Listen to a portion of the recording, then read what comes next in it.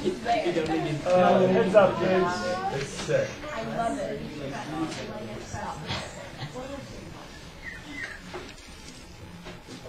As you know, the test is tomorrow, and it's been a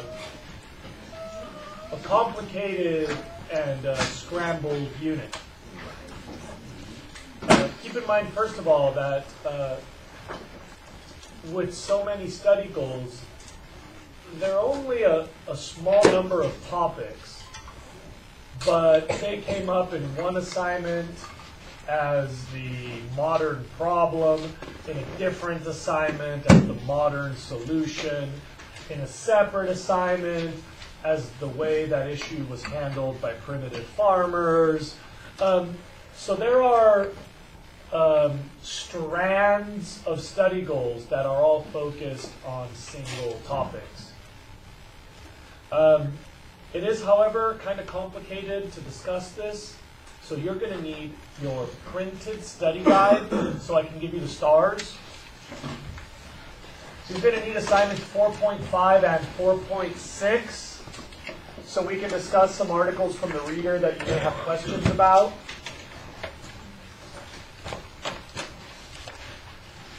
And while you're getting all that stuff out, I thought I would tell you that I'm going to be out of town tomorrow. The substitute is a super cool guy, but I don't think he has ever subbed my exams before.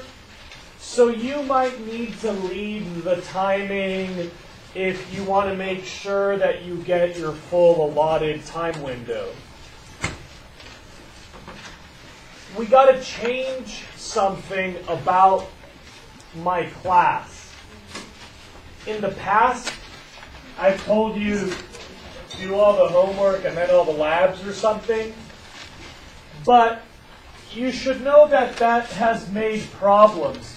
You see, my grade book looks like this, with a bunch of checks and zeros and blanks and numbers. And then students move in and out, so it's already hard enough to keep track of. Scores get changed, credit is updated over time.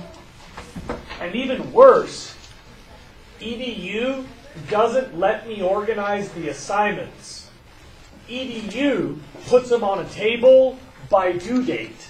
So from now on, for all units until the end of the year, when you make your homework packet, put the first assignment on top and the last assignment on the bottom in the order you see them. Of course, some of you already see a problem. You put your post-labs on the back of your pre-labs.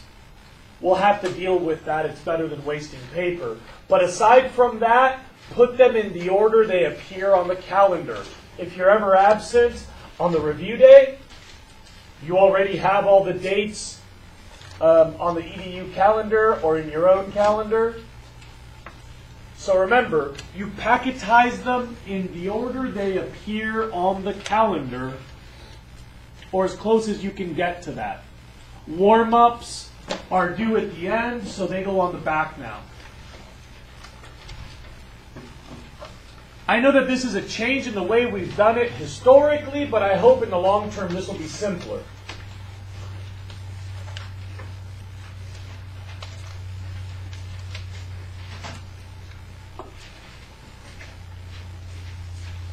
Remember, when you come in tomorrow, the substitute will have figured everything out in the first couple periods.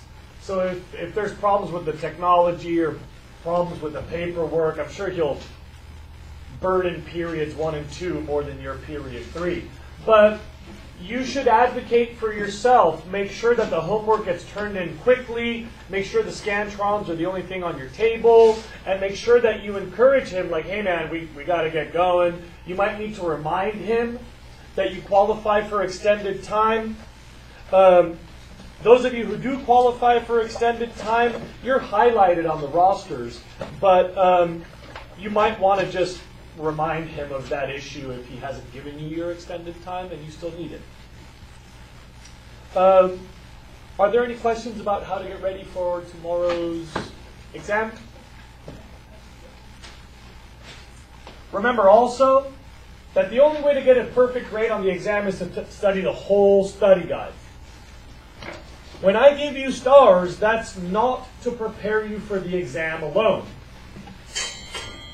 The stars are primarily to give you a heads up about the complexity or long-term importance of a topic, not about whether it's on tomorrow's test.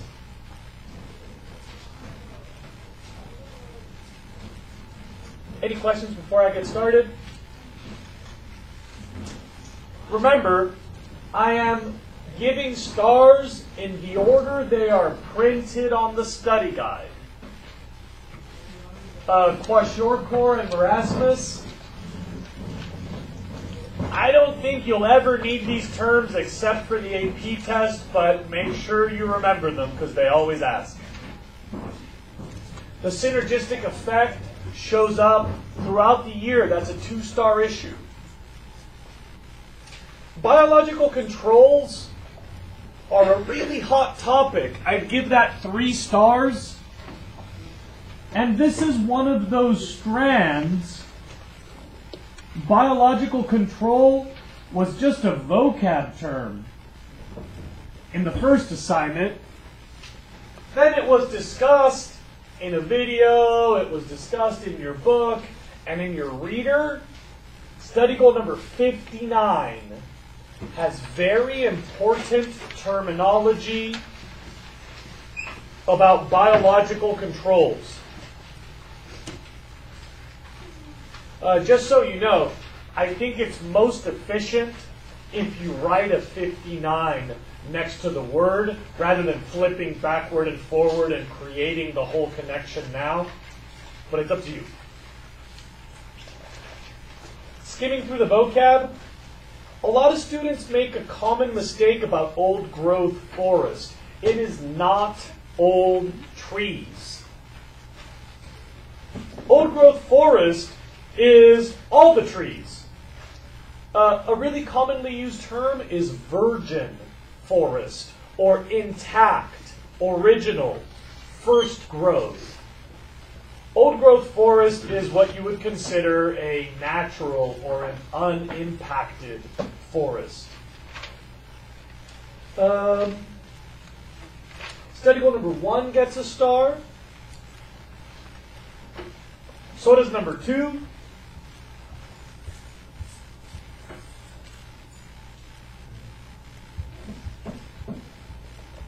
And number 2 is part of a big cluster of study goals. 2 goes with 13, 57, and 70.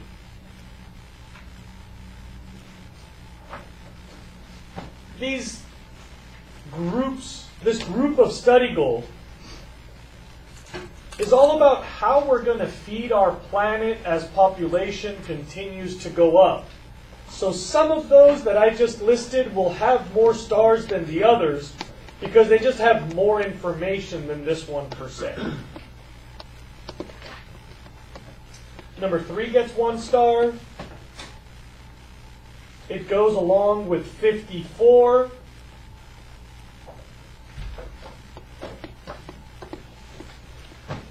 And don't forget that in study goal number 3, I added a lot of notes in our class to that single topic.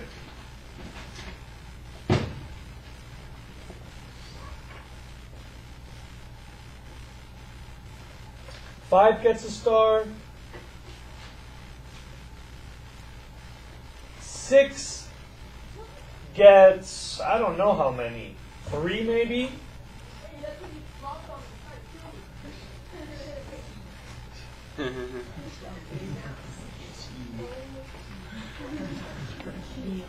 They're so cute. 6 gets 3 stars, goes with study goal 17, goes with your soil labs,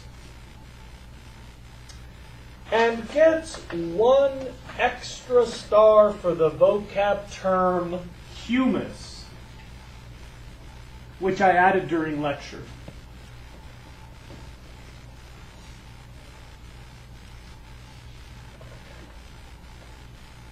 9 gets a star.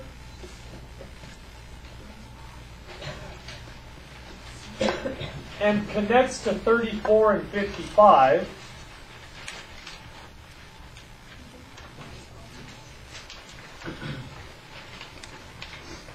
Ten is one of the big topics.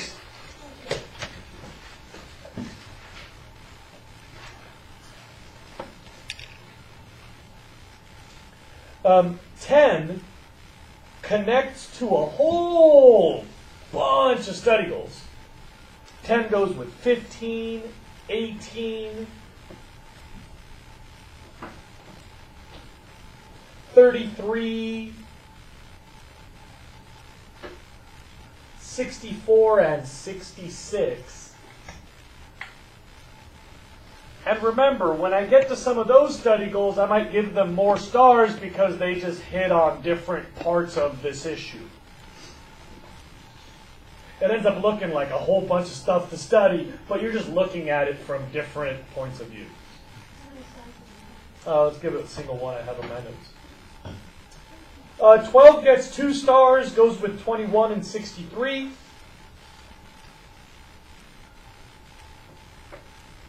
13 gets 1 star, and I already connected it with some others earlier.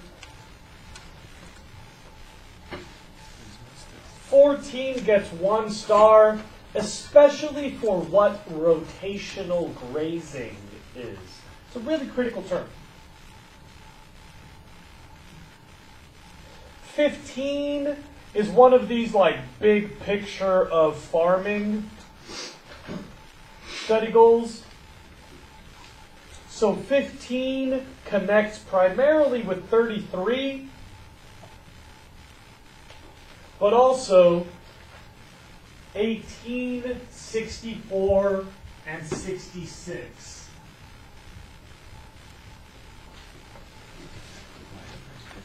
Study goal number 17. We've already told you connect with numbers 6 and the soil lab. But especially important in number 17 is the concept of soil as an ecosystem with a complex food web, nutrient cycling based on decomposition and production.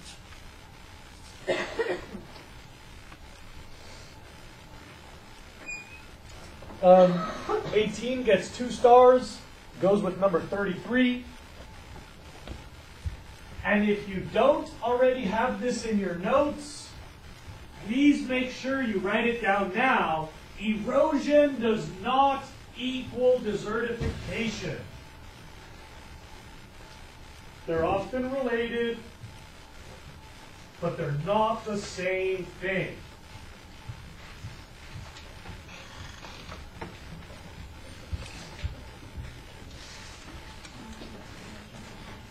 "19 gets 2 stars. We never talked about it in class because your book does fine and it's not exactly rocket science.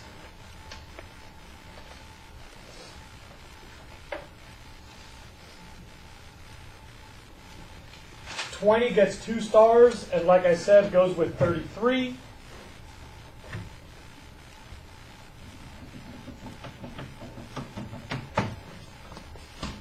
"21 gets 1 star. Like I said, goes with 12 and 63. And remember that in number 21, the content I gave you in my class is sort of different from the content that you saw in your textbook. Anybody got change for a 20?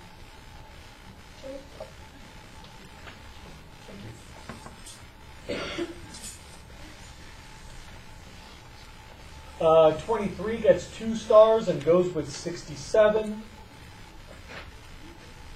23? Yes. 67. 24 gets 2 stars, goes with number 33. And for the second time, desertification does not equal erosion.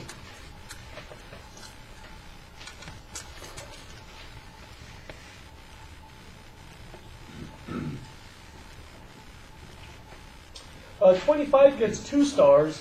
We talked about it primarily in class, this thing.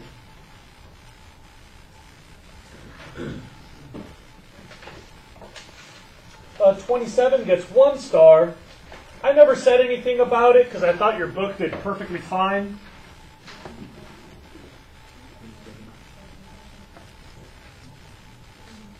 '29, 30, 31 each get a single star.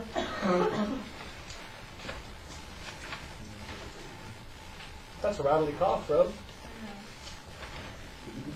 They call it the barking seal cough. Which can indicate a strep throat, I think. It might be different for bigger people. I know that I'm supposed to look out for that in my little ones, but whatever. We all die in the end. Okay. Now, number 33 could either save your life or be a total waste of your time. Because I told you at the very beginning, that's the first thing you did in my class this unit. Like the day we started watching the first movie, I said, you'll want to start a list so you can organize the topics. That was number 33. So if you just faked it on the paper so I would stamp your homework, it's not going to help you. Don't worry about it. But if you really made this useful, you probably want to start studying with that one. Did you raise your hand? Can that be number 33 then, that list that we like in the... Yeah, I mean, you tell me, because I'm not reading the number. You can call it number 21 if you want. But if this thing helped you organize the content of the unit, I'd say it's a good way to lower the stress. Like when you look at the study guide with all these stars and numbers, it's like, oh my God, what the hell is all this? The table might help you breathe a little bit and see how it all fits together. Maybe not. 34 goes with 9 and 55, gets 1 star. Wait, which number? 34 goes with 9 and 55.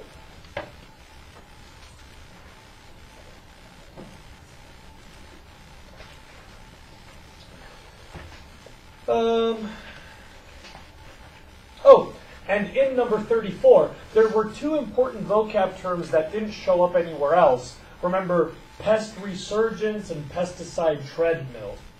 Those are 2 really critical concepts that you probably didn't see anywhere else in the book.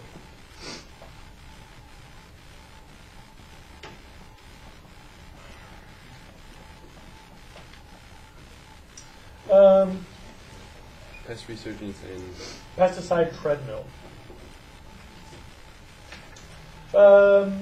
Number 36 gets a star for alley cropping. The idea of planting between trees to prevent erosion. Number 38 gets 1 star because you guys understand fish farming has turned out to be a lot more complicated than we wanted it to be. Planting between rows of trees.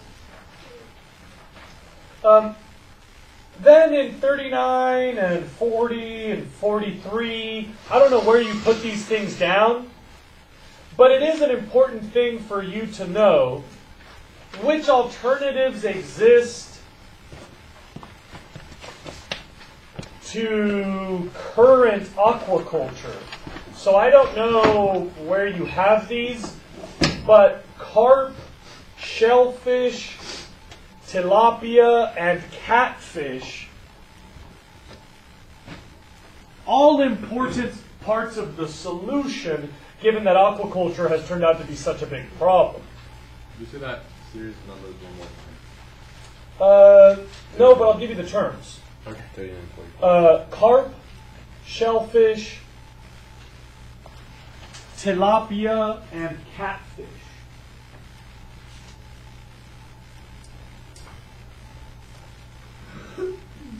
44 and 46 each get 1 star. And did we get to finish that in lecture yesterday? Yes. Did we talk about Tulare Lake yesterday? Which is it? No? Okay. These are the ones I have a problem with. So I'm going to make sure that you guys got to remind me to stop a second for that today. Then in the reading packet, You noticed that was a big old reading packet. I'm warning you, it will be prominent on the exam. Number 50 gets a star, 52 gets a star. 54 gets 1 star, but also connects with number 3.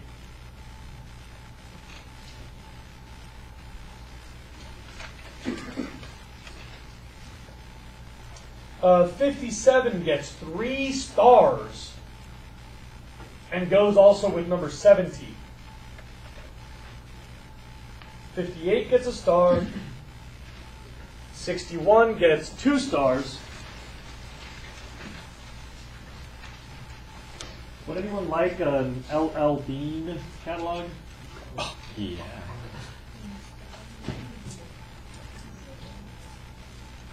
63 gets 1 star and is a really cool bit of nerd science for part of the GMO conversation.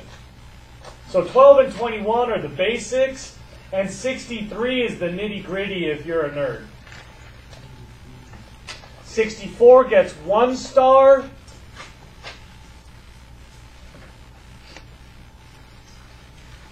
Then almost everything.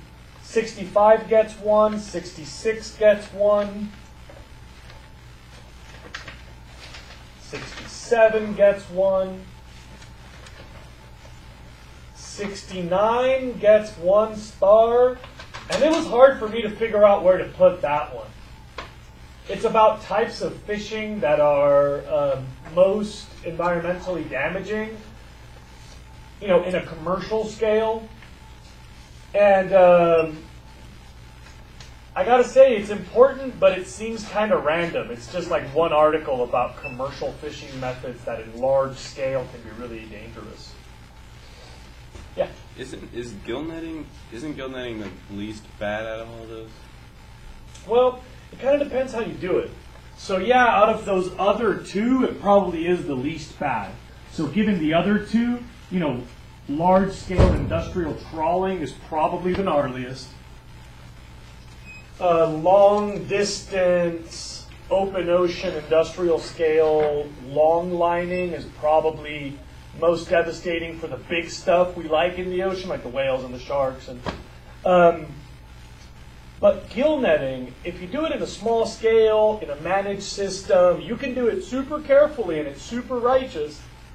But you know, there are scales of gill netting where you make these like giant multiple mile gill nets that you just tow behind you. And if a storm comes, you got to cut that thing off because it's going to pull you into the storm. And so the really scary thing about gill nets is not when they're used carefully, but when they're abandoned out adrift in the sea. Because they just tangle up wildlife and you find stuff washed up on beaches just wrapped in gill nets so it can't breathe or it can't move.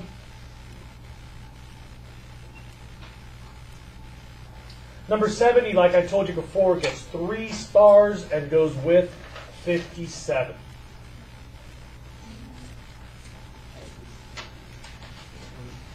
Gill netting is where they put like a long line with hooks on it, right? So any fish that's long lining. Oh, isn't that Robert said that was not the worst. What? Robert said that wasn't that bad. Long lining? Yeah. You know, there's modern long lines that use really careful hook shapes. Totally legit. Right. A long line in certain parts of the ocean, because you know that those parts of the ocean don't have the more delicate bycatch. In some parts of the ocean, super legit.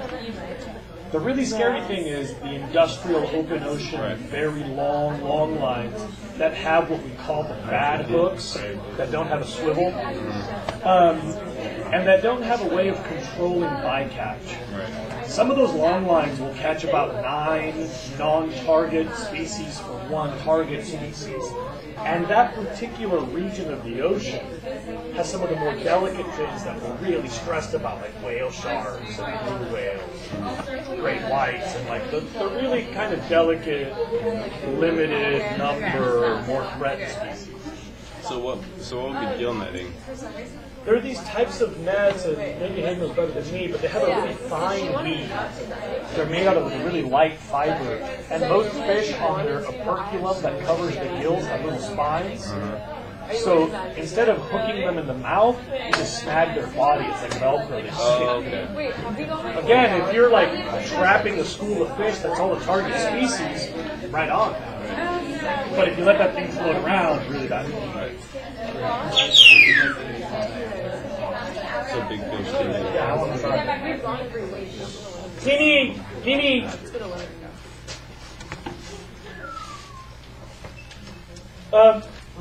There were two study goals from a movie that you did not get to see, 44 and 46, that I should really try to talk about. I think I told you yesterday that California had a pretty interesting experiment.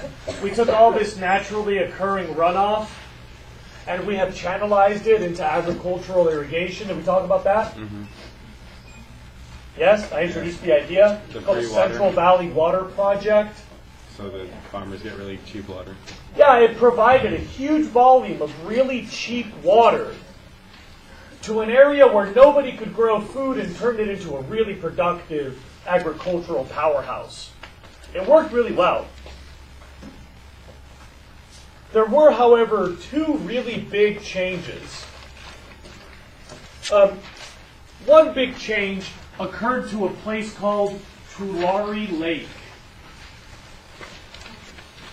Tulare Lake, if I'm not mistaken, was one of, if not, I think it's the second largest lake west of the Mississippi. It was a giant seasonal lake.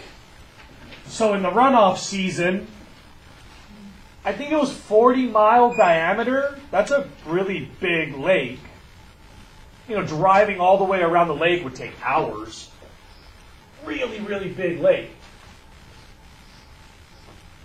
But of course it was seasonal, and for much of the year it would dry up and be a desert. People who lived near there said it was some of the most productive and best hunting anywhere in California because it was such a giant magnet for biodiversity. And a lake that big, you remember, those are really important for migratory birds. As the lake recedes, the grass will sprout along the edges, so what is a big lake, 3 or 4 weeks later, will be a small lake surrounded by grassland. 3 or 4 weeks later would be a ring of dried grass with a bunch of green grass in the middle. So it presents really valuable habitat for migratory birds, big mammals, and of course the rest of the smaller members of the ecosystem.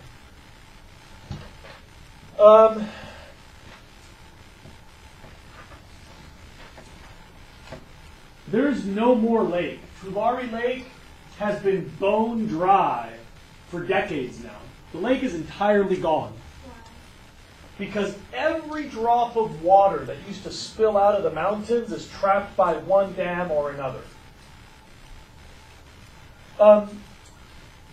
You got to realize it's a really clear environmental trade-off. We get good farmland and cheap food with reliable irrigation.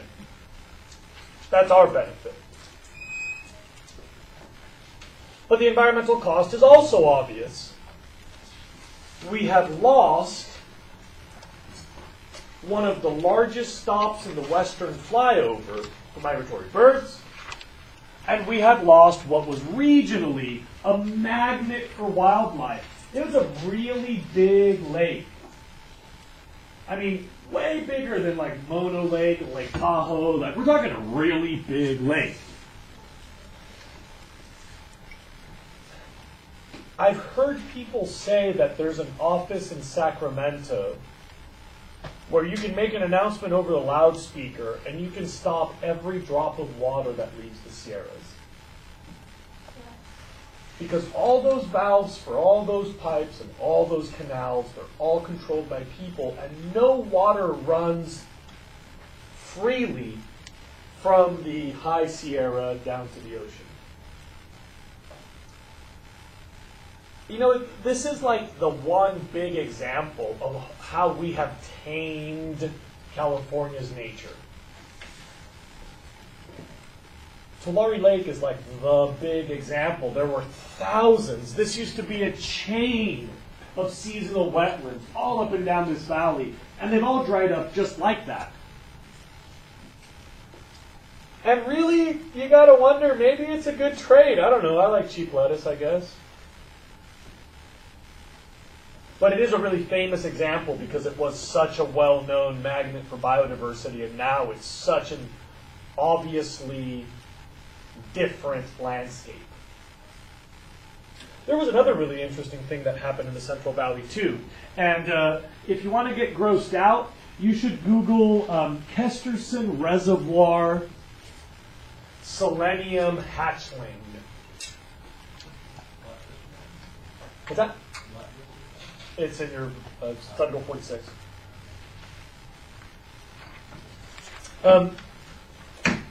The chemical that we're talking about is this one, selenium.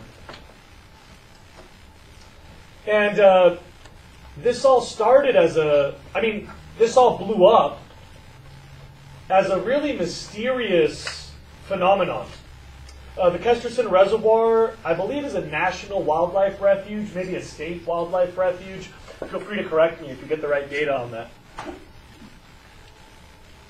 It was a big wildlife refuge where birds would come and they would nest on the edges of the big wetland and make their nests and hatch their babies and fly away. Really critical to birds. If anybody knows where it is, you could save me the embarrassment, because the Kesterson Reservoir is right there. Right there. Yeah, I think it's around here. But every time I look for it, there's just too many words up here, and I can't find it. So I think it was somewhere here, near the San Joaquin, the main fork of the San Joaquin. Anyway, I'm going to stop looking for it. The exact location doesn't matter. Somewhere up here. And remember that all this water spills out to the bay, right? So this is all going downhill through the Kesterson Reservoir. Now, when you start irrigating that land 24/7, naturally occurring toxins are going to leach more. You guys realize that if you put a bar of soap underneath running water, it'll dissolve faster? So with more irrigation, naturally occurring toxins leach out of the soil more. But we found out the hard way, because one year, Kesterson Reservoir had like an explosion of mutated hatchlings. The little birds were born with like clubbed feet, eyes developed outside of their skull, deformed wings, and deformed beaks. The beaks would either braid around each other, or like peel away from each other, or roll up and grow back into their heads. Really tweaked deformities. That's what I mean. You can look it up on Google. There's a zillion photographs. They're pretty nar-nar. Kesterson Reservoir, somewhere up there. And here's what happens. Remember that this part of California is basically a desert. Except for the flood water that comes through for, a couple of weeks in any given spot. This is very, very dry. Some parts are drier than the Sahara Desert. It's part of the... Now keep in mind, the big change that humans made was, instead of a desert with an occasional flood, we're going to make it into a farm that we can irrigate every day. Sort of like putting a bar of soap under the faucet, it's going to dissolve faster. So watch. Naturally occurring toxins leached out of the soil at a very accelerated rate. Instead of being dry for 10 months, it gets irrigated every day. So the toxins that are naturally occurring, they're just going to leach out more. You dissolve the dirt faster. And this little reservoir that would fill up with water on its way to the ocean had spiked volumes of selenium such high levels that it caused really intense deformities in the birds. So we had to pay federal game wardens to go into a wildlife refuge and scare away the wildlife. Remember that the details of that individual spot are interesting, but the big picture takeaway message is when you start messing with large-scale water systems, you're going to have some pretty unique and unexpected outcomes. We got to be clear, this is not fertilizer or pesticide. It's a naturally occurring chemical, but when you get the dirt wet more often, more of that chemical will come out of the dirt. Yes? Did it scare the wildlife that there would be infections? Yeah, precisely. We had to spook away the birds so that they would not breed in the wildlife refuge that was preserved for breeding birds. How was the Central Valley Project? Yeah, this was part of the Central Valley Water Project. It was one of the unexpected outcomes of the Central Valley Water Project. That's right. It's the little white thing by San Jose. Thank you. Okay. Anybody got any questions left from the movie goals? Because if not, we have just a few minutes that I want to help you with something different.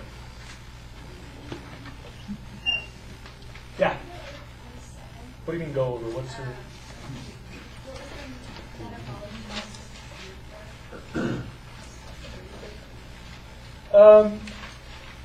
check out figure 13.4.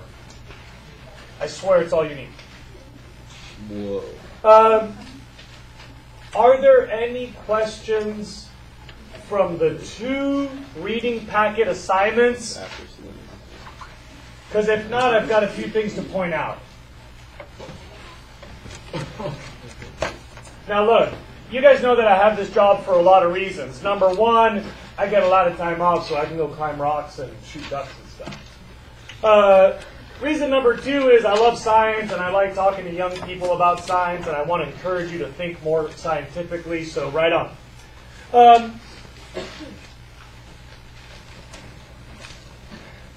But you know, one of the reasons that I like this job is I really want to give you the information you will need to make this a better planet.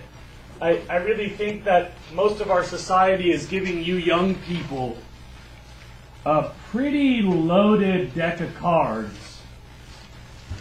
And so I'm trying to tip things in your favor a little bit if you're interested in that. So there's like a few really key issues that I want you to remember when you leave this class in case you want to do something about global topics. One of these things is that we cannot make biofuels out of food. This was one of your study goals. Anybody know why? Yeah. The distribution of food and why people are hungry? Yeah, I mean, for one thing, we don't have enough extra food to feed it to the car. It's really inefficient. For another thing is, it's a bad trade given we've got limited habitat. And number 3, it's really inefficient in carbon terms. The whole point of biofuels is, gasoline gives off a lot of CO2, so we shouldn't be burning a lot of gasoline. But here's the crazy thought. Biofuels, most of our big biofuels today, are actually carbon positive.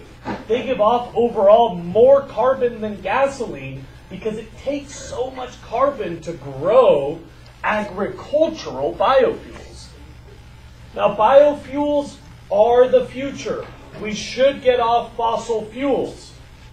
But that's why we shouldn't use agricultural biofuels. They're just another waste of fossil fuel. There are probably really good biofuel solutions. It's just not these. Yeah? What about Brazil? What are they running on right now?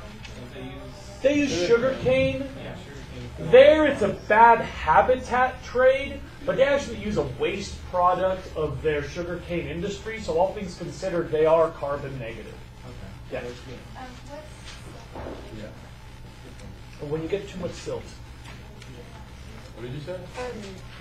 For 62, I don't understand. Or I couldn't figure out how much food's energy costs. About 2/3 of the energy cost of food is the commercial part of it.